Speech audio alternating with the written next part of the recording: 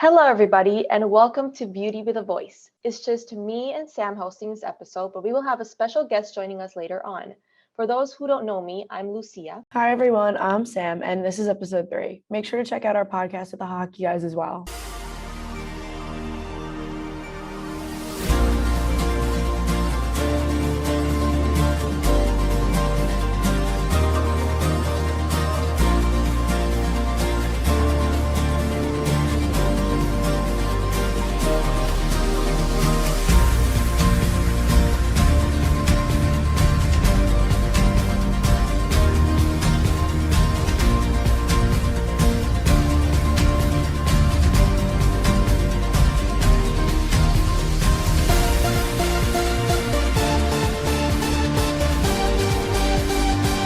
We're approaching the end of the spring semester, which also comes with the end of the academic year.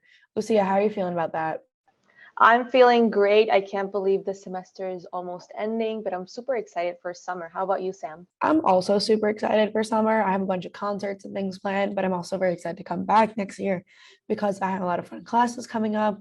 You know, you and I are in radio. We have our new studio opening up, and I also have more concerts coming up here, including you and I going to Lizzo, which I am very excited about.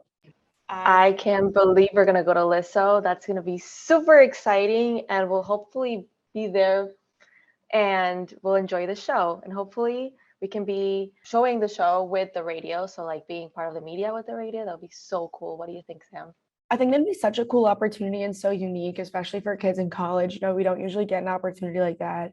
You usually need to be an intern somewhere, but if we can pull it off, I think it'd be super fun.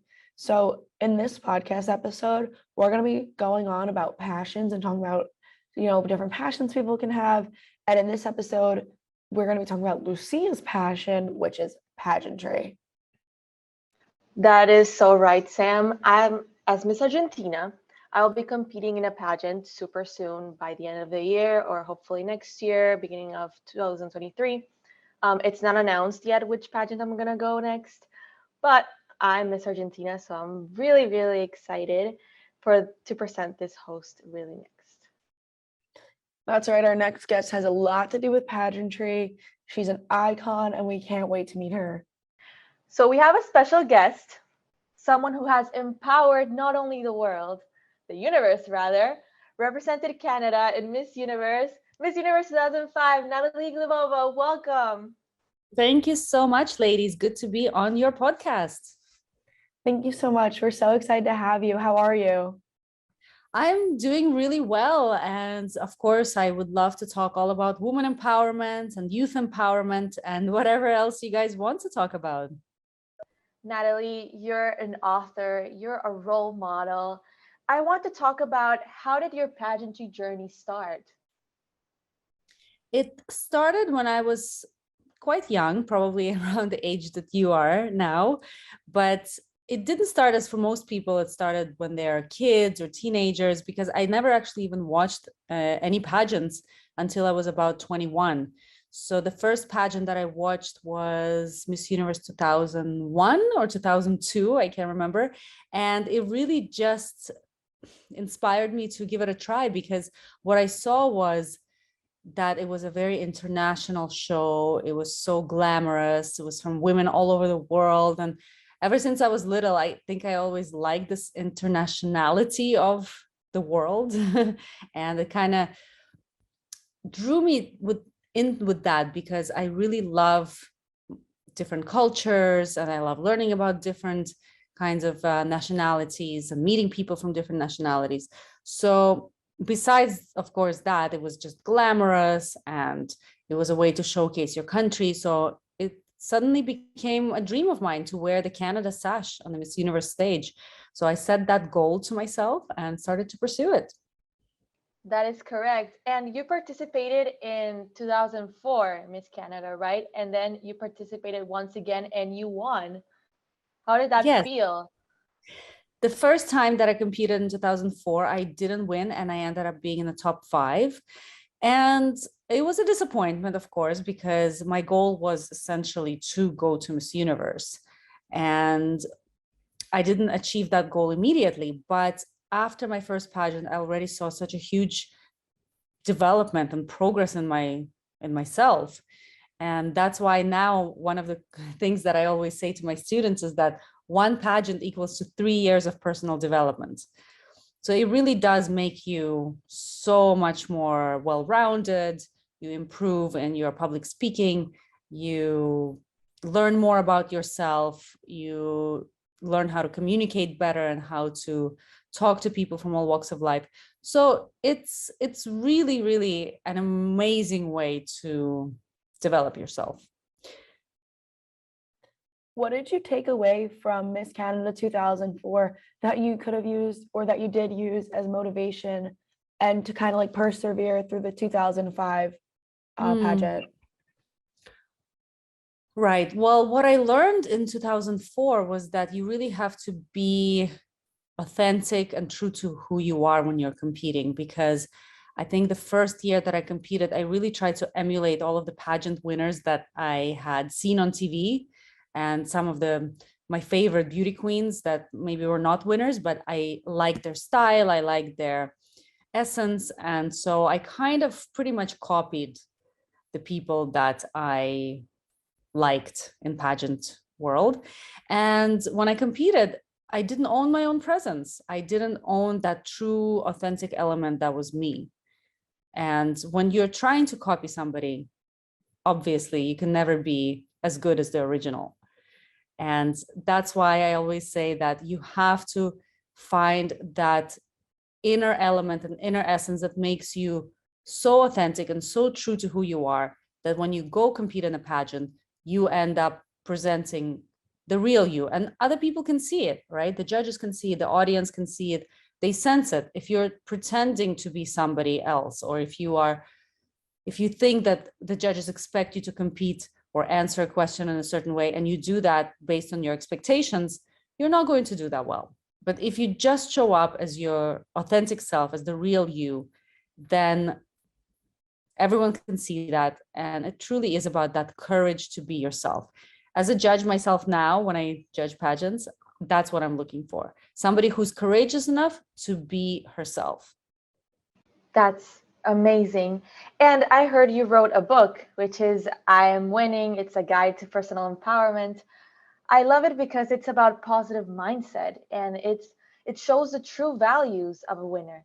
So tell us a little bit about the qualities of a winner that you talk about it in the book, and also like a message that you can give to future readers of this book. Thank you. Yes, this book, I Am Winning, A Guide to Personal Empowerment, really was the idea that every person in the world has the winner inside of them. So it's about cultivating these 7 qualities that each winner has. And these qualities are gratitude, fearlessness, resilience, curiosity, confidence, generosity, and awareness.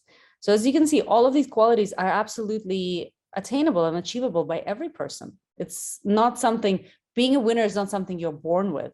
Being a winner is something you can cultivate in yourself, something that you can step into as you evolve, as you progress towards your goals and your personal development goals.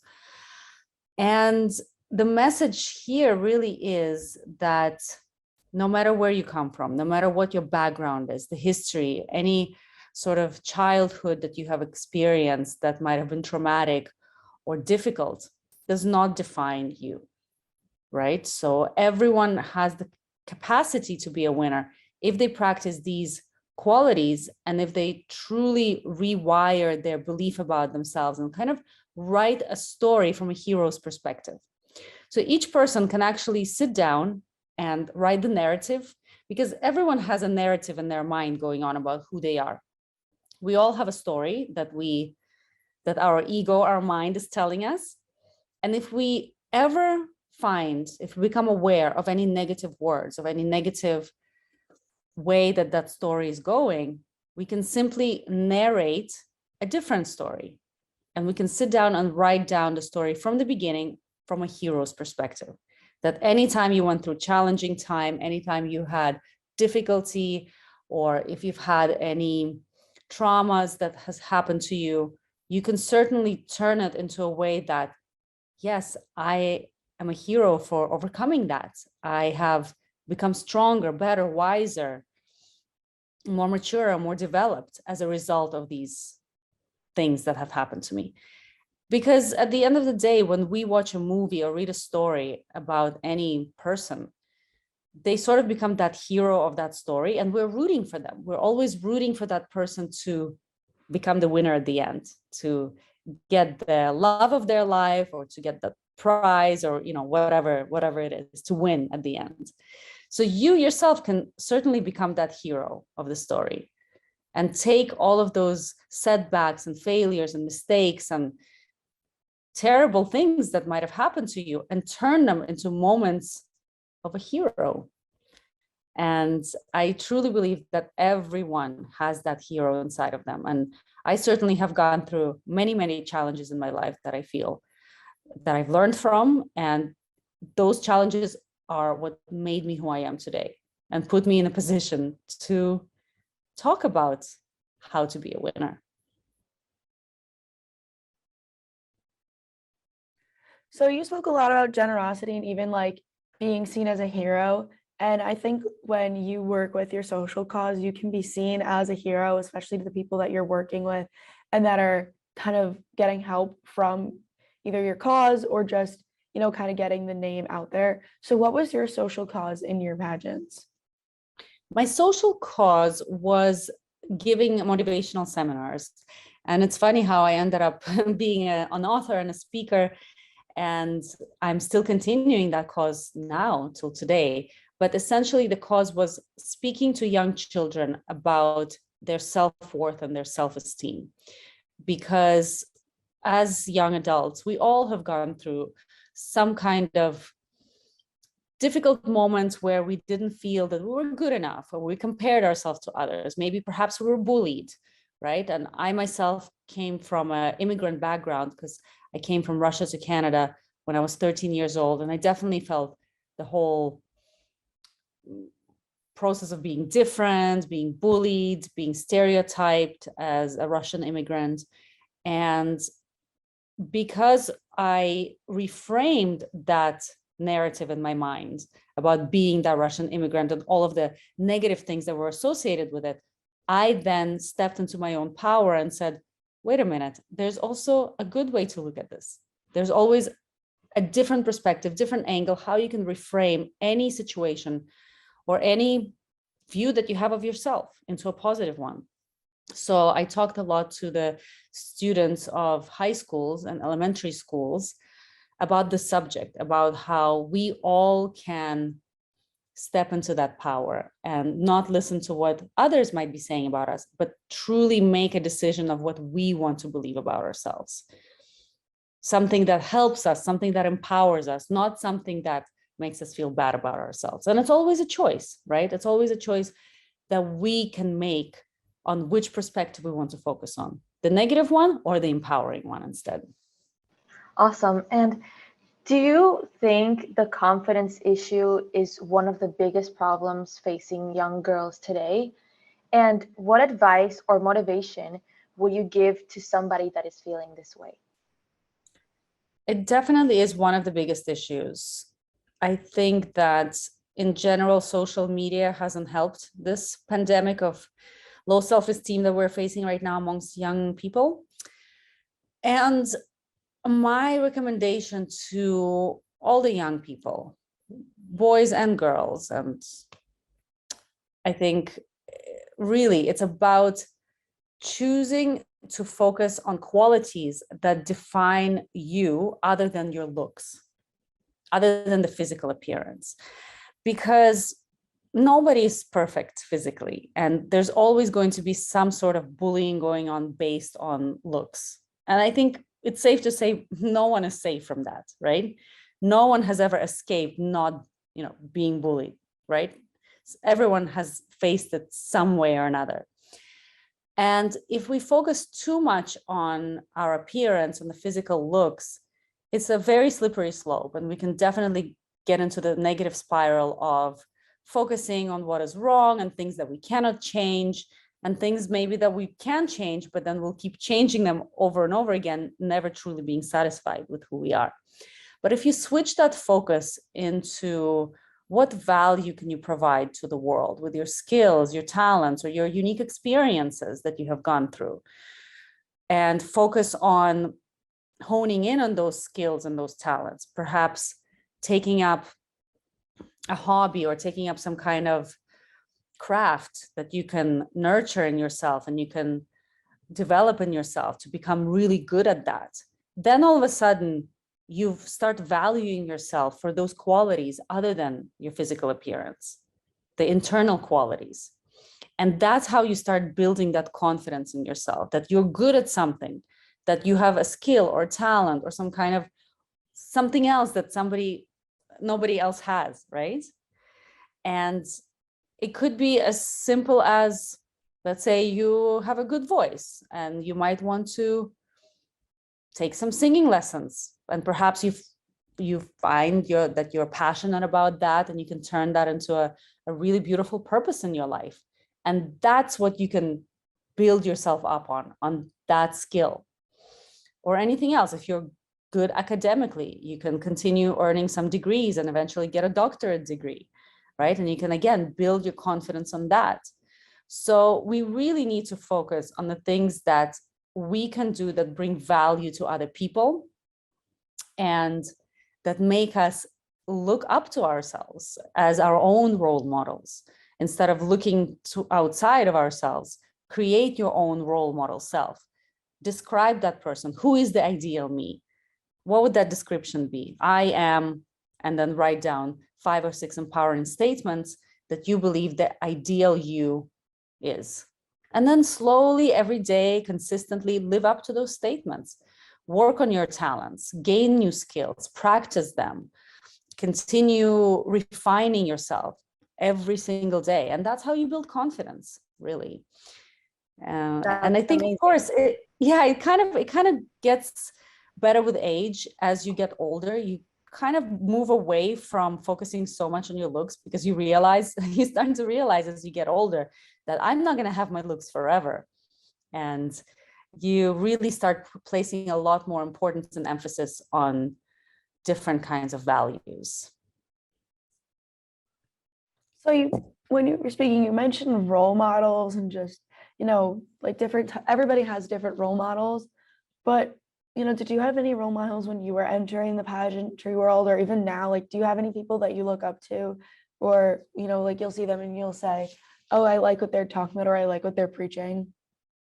Yes, for sure. I have many, many role models, especially women role models, because of course, I have some men role models as well, but I find it especially inspiring when I see women of minorities. For example, Oprah Winfrey, who is a big role model of mine, who has gone through incredible setbacks and challenges, and someone who really could have used every excuse in the book about why she shouldn't go for her biggest dreams, and yet she didn't. So for me, it's really inspirational to see somebody who has faced all of those limitations and yet still achieved what she wanted to, because she was not afraid. And actually, one of the quotes from Oprah Winfrey, you get in life what you have the courage to ask for. I really love that quote, because at the end of the day, if you don't have the courage to ask for it, then who's going to give it to you? So you have to have courage to begin with. And that's where that quality of a winner comes in, the second quality, fearlessness, right? Sometimes we need to almost look past the fear and say, I'm scared, because winners, they're not people who don't have fear. They have those fears, but they still go for it. They still act on their goals despite the fears. So it's almost like just kind of turning a blind eye and say, yep, I see the fear, I see what's happening, but you know what? I'm going to go ahead and do it anyway. That's what I find the most inspirational. I agree with you so much. I feel like a role model, it's not only a model, they are that role. And what do you think it's like the duty of them? So like, you are obviously a role model. Like, I admire you so much. As Miss Universe at that time, what was your duty as a role model? Like, inspiring people to listen to you with your social cause? Did Miss Universe like take you like traveling to other places in the world where like you showed yourself as a role model? What was your duty like? My duties as Miss Universe were so varied and so different because obviously we had to live as title holders in New York City and attend all kinds of fantastic events and openings and movie premieres. That was the glamorous part of it, right? The photo shoots and all of the beautiful gowns and makeup and everything else. But the part that I think you're referring to as would be inspiring for other people is, of course, that charity aspect and that humanitarian aspect. And some of the most impactful things that I had done as Miss Universe was travel to, I think I traveled to over 14 different countries in that 1 year. And I got to really see some of the world's most pressing issues and work alongside these charitable organizations and NGOs on these really, really important issues of our time. So obviously, going to South Africa for the first time and learning all about the HIV and AIDS pandemic was really eye-opening. And I got to learn so much about that and help people to overcome the stigma associated with this disease. And I myself have changed my perspective on this issue and learn how to be more compassionate, how to talk about these issues that might not be comfortable to talk about. But I got to see really heartbreaking things like children in hospices who were born with AIDS, right? And people who were dying in these centers, who I held the hand of a dying person as he was passing away. It was really, really touching. So for me, having that opportunity as Miss Universe to travel the world, see it firsthand, and then be able to come back and talk about it, I think that's the best value that I brought with my reign. And, you know, I always say to girls who are going into pageants and they always say, I want to be a role model. Well, it's not really something that you can aspire to be. You become a role model as a result of your hard work, of your dedication, of the effort and the hours that you're putting into something that you're passionate about and that brings value to other people. That's how you automatically become a role model. It's not something you can aspire to be or say, I want to be an inspiration. It's just something that happens because you did the work, because you put in those hours and the effort. And then you will be a role model. You don't need to try to be a role model. You will be a role model.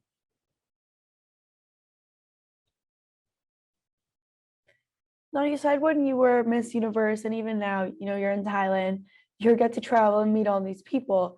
Was there anybody that you thought was like super cool that you got to meet? And if so, like, what did you take away from that experience and how did it kind of help shape your mindset and your motivation? It's interesting that one of the people that I met during my reign as Miss Universe happens to now have become my role model. And it's Archbishop Desmond Tutu, who is a very famous spiritual and also political movement leader in South Africa, who was obviously a key player in the whole apartheid movement in South Africa.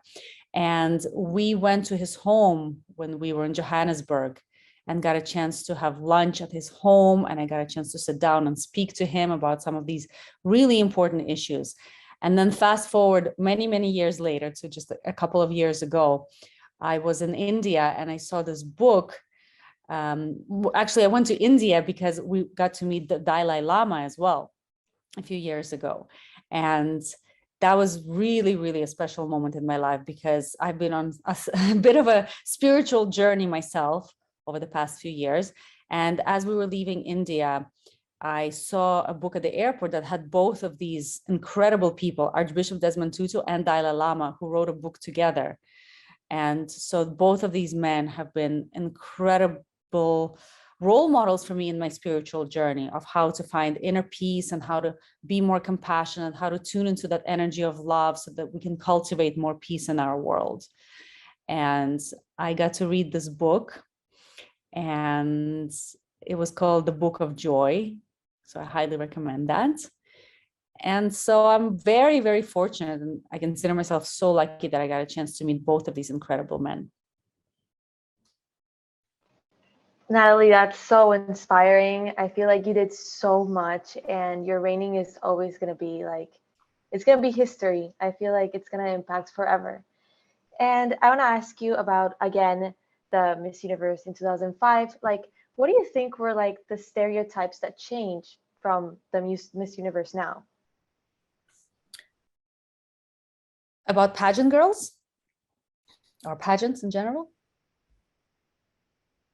Yes, like yes, in the pageant specifically, like when you were there, like how was like the backstage? You think how was your friendships around with the girls? Do you think now it changed?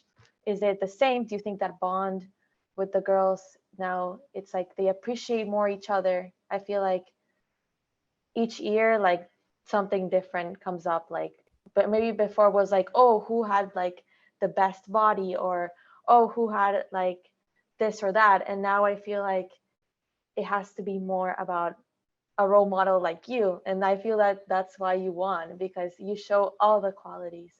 So what do you feel was like the stereotypes that changed from before to now? I'm not sure what exactly happens backstage nowadays because I haven't competed in so many years. And back then, when I was competing, we definitely had forged wonderful connections and friendships between all of the contestants. However, of course, there was still a little bit of drama here and there, and I'm pretty sure that hasn't changed. There will always be some sort of drama because when you put a lot of people together in one competition, right, at the same time, there's of course going to be some conflicts or situations where people don't get along. But in general, what I can see now is that women are very supportive of one another, and the contestants that I coach, they form fantastic lifelong friendships, and it's much easier now because back then we didn't have social media, and we kind of managed to find a few of our pageant sisters on social media since then. But now, because of this connection that people can have all around the world immediately, girls are becoming friends even before they get into a pageant. But as far as what they were looking for back then as opposed to now, I suppose would be that back then it was, yes, you needed to be a complete package: beauty, fitness, speaking abilities, stage presence, all of that. But I think they were really focusing in that decade, in the early 2000s, more about the personality, right? Because I remember when I was being announced as a contestant, and they would say, this is Miss Canada, and her favorite season is summer, and she likes yoga, and she loves, I don't know, long walks on the beach or something like that. But nowadays, it's really much more in depth, right? It's about the woman's personal brand. What does she have to say with her whole presentation, with her message? How is she going to be that inspiration who is going to be speaking to millions of people on social media? So this is, I think, I wouldn't call it a stereotype, but I would definitely say that what they're looking for right now in the Miss Universe has changed a lot over the decades. Is everything that you just mentioned, like, are those things that you take into account when planning and teaching your master classes? Absolutely. I'm teaching all of those things: personal branding. I'm teaching how to achieve your personal best shape for a swimsuit competition. I am teaching how to wow the judges in an interview and final answer. And of course, all of the mindset and tricks that you can use to become that strong, confident self. But one thing that I kind of pride myself on teaching, and something that I feel is missing in a lot of other pageant training master classes or what coaches are doing is the energetic component of the preparation, because we have a body, we have a mind, but we also have this energy that's running through us. And that energy is such an important component, because it kind of, if we focus on that too, it becomes a holistic preparation, right? Mind, body, and soul or spirit. Would you consider that your personal brand? Like yes, I would consider that as a personal brand, because one of the things that I always talk about is the winning energy.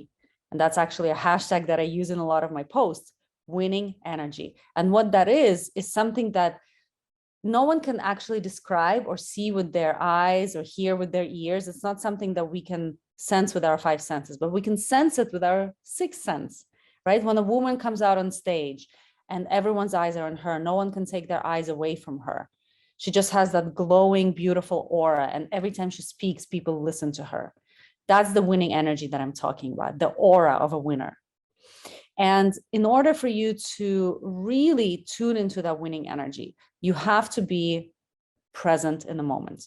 That can only happen if you've taught yourself how to instantly compete from the present moment. And that's why my entire masterclass, Win the Crown, and personal coaching that I do involves a lot of meditation, breath work, body awareness, a lot of these spiritual, energetical tools that help us to instantly find that inner essence, that conscious presence that is beyond the physical appearance. And once you find it in that present moment, you'll be able to compete as the most authentic and confident and glowing self. That's what I'm really teaching all of my students, how to tune into that winning energy by finding their own seed, as I like to call it, that little seed inside of us that connects us all together. When you were entering the pageant world, how did you find your seed? Like, how did you find yourself? Did you find yourself conflicted in any way on maybe what your seed was, or even like discouraged after 2004? How did you find your seed and use that to help shape yourself back then? And if it has changed, what has caused it to change to the present day? I certainly didn't have that, didn't find my seed after the first time I competed. And that's why I truly believe that the reason why I didn't win was because I didn't find that authentic side of myself. But as I mentioned, after that first pageant, because you have done so much growth and involvement in yourself, and going back and really remembering what I did after the first time, I did a lot of introspection.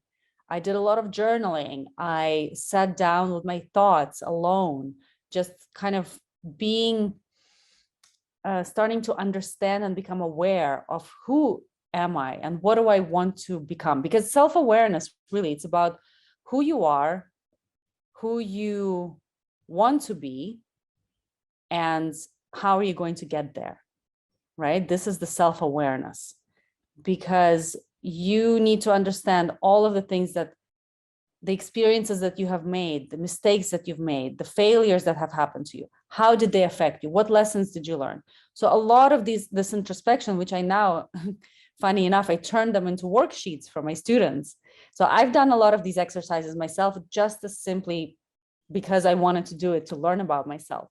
But now in the masterclass, I give them to all of my students as worksheets, and they can do them on their own time and get to know themselves as well. Because once you get to know yourself, that self-awareness plus self-care, which obviously involves eating well and exercising and getting enough hours of sleep and so on, plus self-development, right? So we have the three elements that I mentioned already: self-awareness, self-care, and self-development.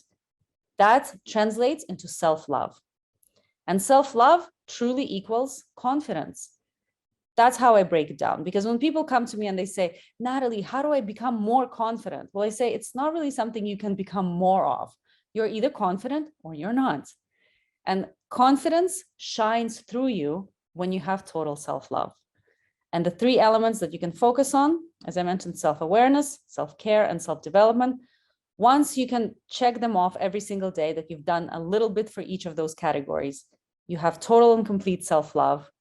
And that's how the confidence, you're going to appear confident, right, to other people, because confidence to me is sort of like an illusion. It's a magical illusion that people think that if I act confident or if I pretend to be confident, that's what I'll appear to others. But it's not the case. You will appear confident to others when you have that self-love, and it just simply shines through you, and you don't even have to try. You will automatically appear confident to everyone who's looking at you or listening to you. I agree with you completely, and I'm really sure I'm going to take master classes with you soon. So Yay. one Well, of my, yes, I would love to, because I'm going to a pageant really soon. Hopefully December or March. I will announce it really, really soon. So I'll make sure I inform you first. exciting. So also, we have Sam here also with me. She's doing the podcast, and she would like to know, what advice would you give someone who is not in a pageant? And if she could participate in one, what advice would you give Sam? Well, going back to the whole winning thing is that you really need to decide what you want to do with your life. And one of these exercises that I have in my Win the Crown Masterclass, but it's also in Win the Year Masterclass and Win and Love Masterclass, right? I have a whole bunch of masterclasses that are not just for pageant girls. This exercise I call accomplishments and aspirations worksheet. So you sit down with a notebook and you open it up like this, and you have a left side of the page and the right side of the page. And you simply write down on the left side all of the accomplishments that you've had thus far in your life. So anything that you're proud of, anything that you feel that you have accomplished, that you feel good about yourself.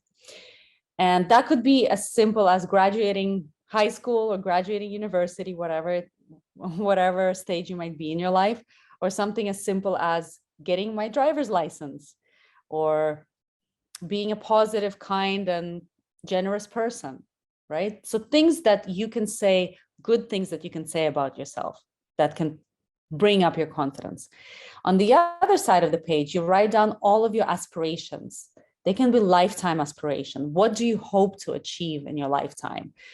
Of course, you can be a little bit general, but specific is better. Instead of saying, I want to travel the world, you can say, I want to visit 100 countries by the time I'm 40. Or instead of saying, I want to find love and start a family, you can say, I want to be in a relationship with my ideal partner who is loyal, kind, caring, and honest. You can also write down your career ambitions, your bucket list items, whatever it is that you want to achieve. And this is the kind of thing that becomes your roadmap. And I update this list that I have every 2 to 3 years to kind of course correct to see where I'm going. And I add things to the accomplishments column, because as I keep going and achieve my goals, they move into my accomplishments list. And then I add more goals and more aspirations on the other side. And it's funny, but this exercise has been so helpful to me in my whole life. And I started doing it when I entered my first pageant. And I credit exercises like this really to making all of these dreams a reality. As I kept putting check marks on all of these accomplishments, I realized how satisfying it was to make those check marks. So I wanted to continue doing that. I wanted to continue stepping up and evolving, leveling myself up into the next best version of myself. And it just becomes sort of like a work in progress that you're happy to work on every single day, right? So my advice to anybody, whether they're competing in a pageant or not, first of all, decide what you're good at, find your best characteristics, best attributes, all the things that you're proud of the most, and then decide, what do you want to do with that? Or what are your biggest dreams? And then just go for it, because as Oprah says, you only get in life what you have the courage to ask for. So ask for it. That's super cool. And unfortunately, we do have to wrap up. But speaking of asking things, if you're ever in the Tampa area, Lucia and I are actually part of the radio club here, and we'd love to have you on if you're ever in the Tampa area. We will be having a brand new studio and everything next semester, so it'll be super fun. You'll get to see our brand new studio, and we just love to have you in if you're ever in the Tampa area, of course. Thank you, Sam. I would love to. And anytime I am there, you'll be the first ones I call. We would love that. Awesome. It was so nice talking to you, Natalie. I am so happy we got this opportunity, and hopefully we can do this live in the station. It would be so cool. Thank you so Yes, much for joining thank you us. so much. Lucia, Samantha, you girls are winners, totally winners. Doing your thing. I love that you're so proactive and ambitious and fearless. Well done. Thank you so much. And hopefully we'll stay in contact because I would love to be part of your master classes and work together to achieve my dreams and well be part of to be a winner, hopefully one day. You are Thank you so already a much. winner. Just keep on leveling up. Okay, so that was our questions with Miss Universe. She was super nice, super kind, and I think she had a lot of meaningful answers. You know, she took a lot of time out of her day to meet with us, especially because she's all the way in Thailand right now. So it's actually really late at night for her. So the fact that we were able to do this was incredible. And hope you guys enjoyed listening. Thank you so much, you guys, for joining us. Make sure to follow Natalie on her social media. It's Natalie Glebova on Instagram, YouTube, Twitter, every social media. And make sure to follow us too. Mine is Lily Susser. And what's yours, Sam? Mine is Sampa3420. That's SAMPA3420 on Instagram and Twitter. See you guys next time. Bye.